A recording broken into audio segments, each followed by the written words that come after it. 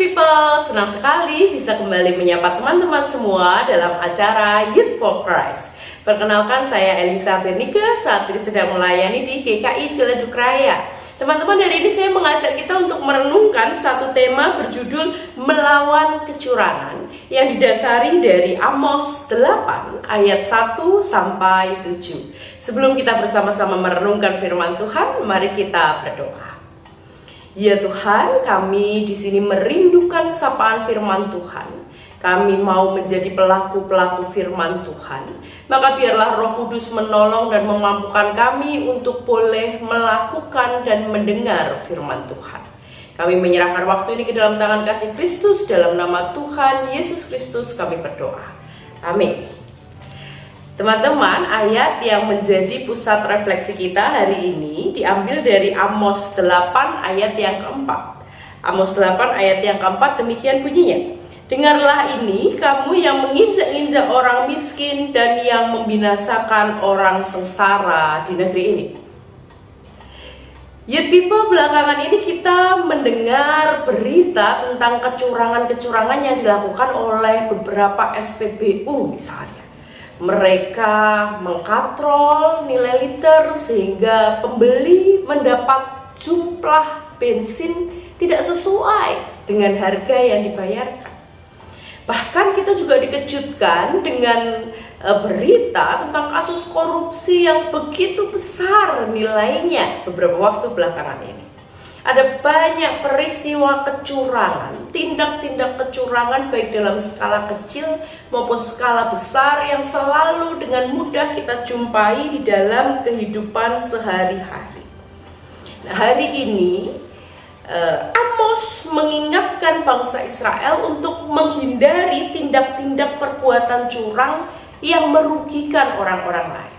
Secara gamblang, Nabi Amos memberikan beberapa contoh perbuatan-perbuatan yang sebaiknya tidak dilakukan oleh bangsa Israel karena hal itu akan merugikan orang lain. Di antaranya, misal memakai neraca palsu, menjual gandum yang rusak, memeras orang lain, membeli orang yang lemah dengan uang, dan bahkan menindas orang yang miskin.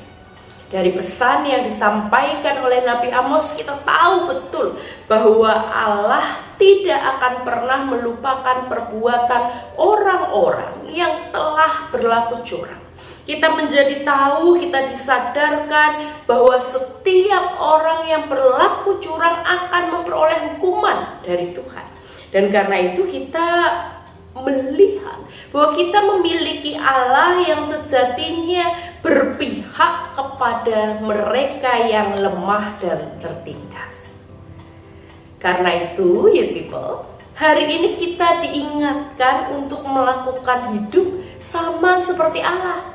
Hidup yang berpihak kepada orang-orang yang lemah, kepada orang-orang yang tersisih, kepada orang-orang yang tertindas dan disingkirkan.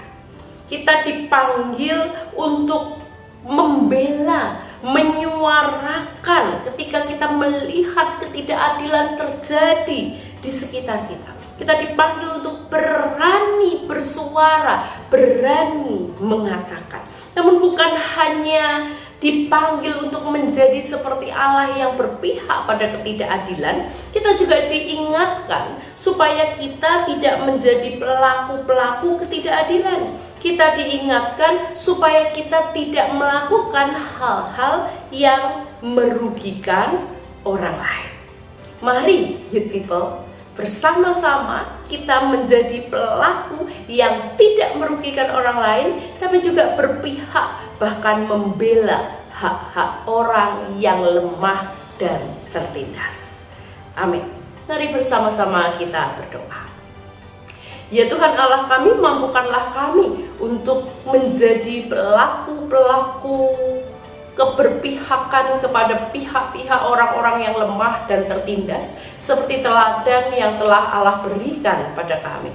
Juga mampukanlah kami supaya kami tidak menjadi pelaku yang menindas sesama kami, melainkan boleh membela, menyuarakan keadilan di tengah-tengah dunia di mana Tuhan menempatkan kami. menyerahkan hidup kami ke dalam tangan kasih Kristus. Di dalam nama Tuhan Yesus Kristus kami berdoa. Amin. Youth People, demikian renungan kita hari ini. Sampai jumpa pada renungan yang berikutnya, renungan-renungan yang akan datang. Namun jangan lupa like, subscribe, dan share kepada sebanyak mungkin teman-teman kita. Tuhan Yesus memberkati. Dadah.